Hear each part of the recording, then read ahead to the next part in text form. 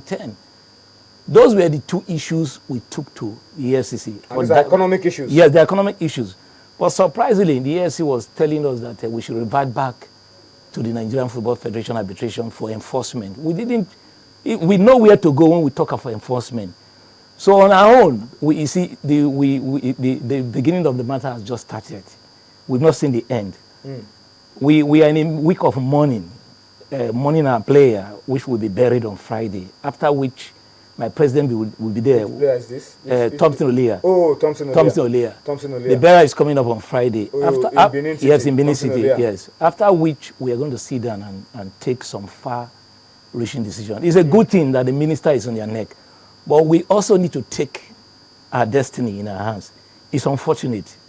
It's painful that a group of young girls will be playing for a club for 18 months. I was going to ask you that. Monies are not being paid. You do a lot of fighting for players. Yeah. Particularly men. Men, yeah. What about the women? Well, you and I know Abuja FCT is a classic example. It's a classic example. We see, we have been on that matter for some time. I'm just happy the level, the Swan, Abuja Shatter has taken it.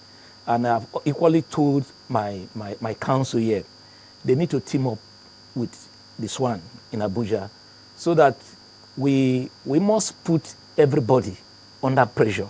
Everybody must take responsibility. The truth is that, you see, these guys are not liabilities, they are assets. Because if this club does not exist, if the players are not there, there won't be Nigerian Football Federation, there won't be the league, there won't be the clubs. So these players, they are the one provide employment opportunity, feeding the administrators and everybody.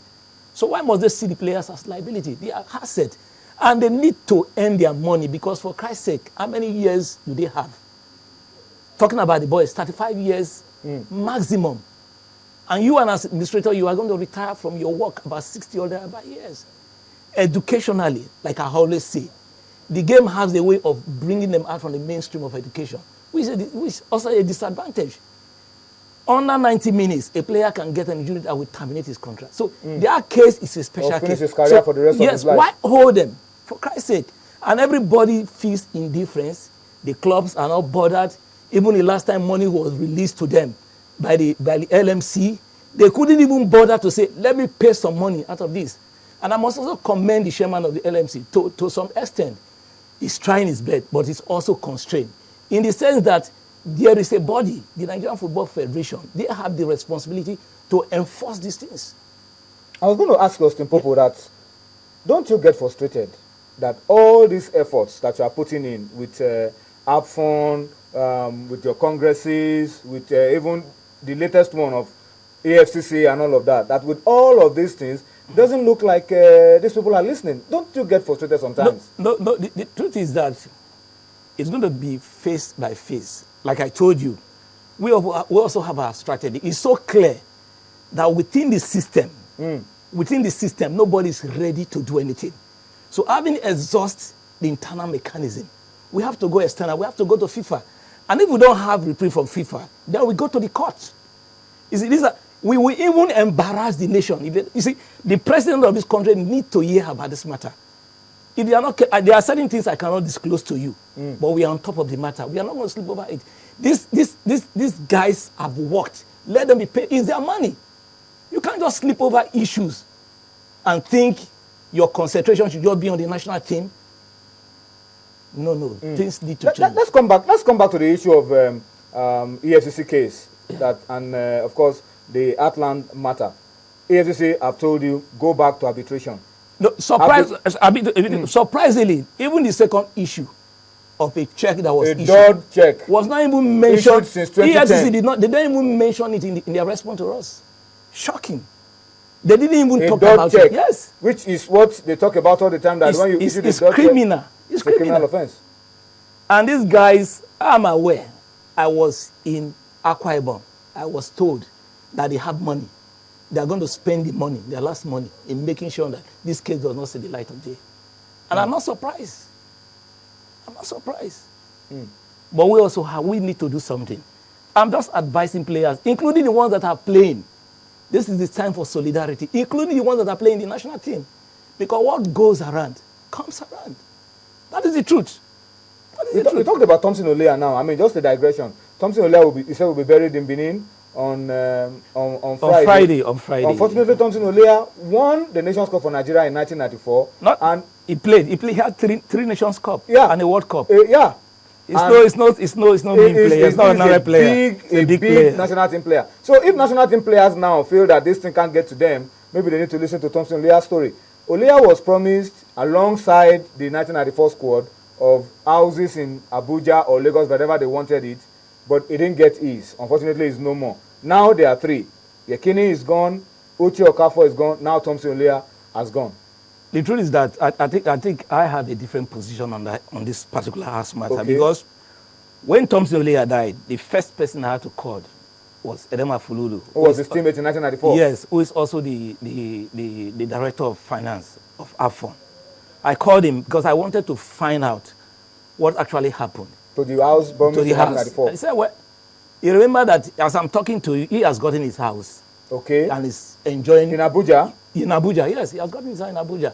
So I just wanted to find out. The truth is that even if they promise to give you something, you know the way our system operates, you still need to make some move, which he did. So he has told us what to do. And after the burial, we ask some of those players who are here to get their own. We will do a kind of compilation. Then the union will need to take it up if they are willing and get the houses for them. So that is my own position, because if a member, if one of them has already gotten, I'm sure I don't know whether there's anybody. Something must have been wrong for others not to have gotten. So we look at those issues. I don't want to blame anybody on that.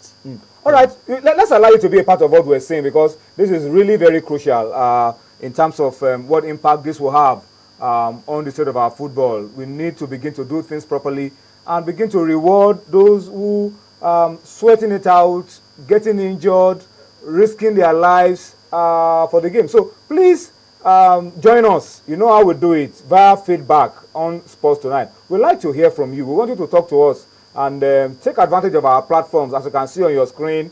Take advantage of all of these. Talk to us. Tweet at us. My handle is showing on your screen at Tony pt.II. And of course, Dumnodio Konta is at the other end. You can also tweet at him.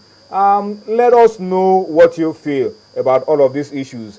Talk to us also about the Eagles, the reward for the Sydney Olympics team, silver upgraded to gold, and of course this issue that Austin Popo has raised. Players, they spend their active life entertaining you and I, making us happy, but that is all they do. At the end of it all, some of them don't even get what they are entitled to. Talk to us. Let's know what you feel about these issues as we go on real time on Sports Tonight. But Austin Popo, are you going to give up? Because I don't understand why you keep fighting for a cause, and it doesn't look like those that are speaking to are... Let me tell you the history of players unionism all over the world. Started from England. At a time, at one point in time, the players of Manchester United, they were expelled. They call them the outcasts today. So this thing is a process. It will catch up. So the truth is that the players must get behind the union.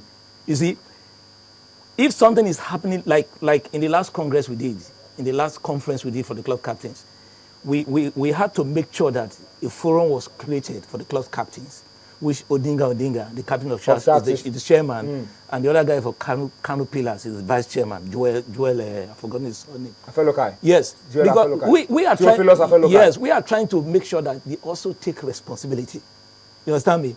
So it's no longer going to be business as usual, because their life is at stake. The only thing the clubs are interested in, they should just play football. At the end of the day, what happens? Well, Austin Popo, I must say thank you to you for coming on Sports Tonight. This is not the end of the matter. We will give you all the support that we can. Like I told you, after Olia's burial, we're going to hold a serious in-house meeting. The executive is going to meet, and we are going to take a far-reaching decision. I will let you know. All right, Austin, we wish you all the best of luck. Thank you. We wish you all the best of luck. Thank you. All right, we'll go on a quick break now. When we return from this break, we'll be talking to the General Secretary of the Sports Writers Association of Nigeria, Abuja chapter.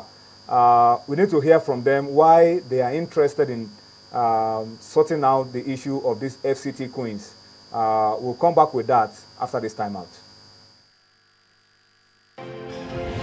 At first, it's only anticipation that something is about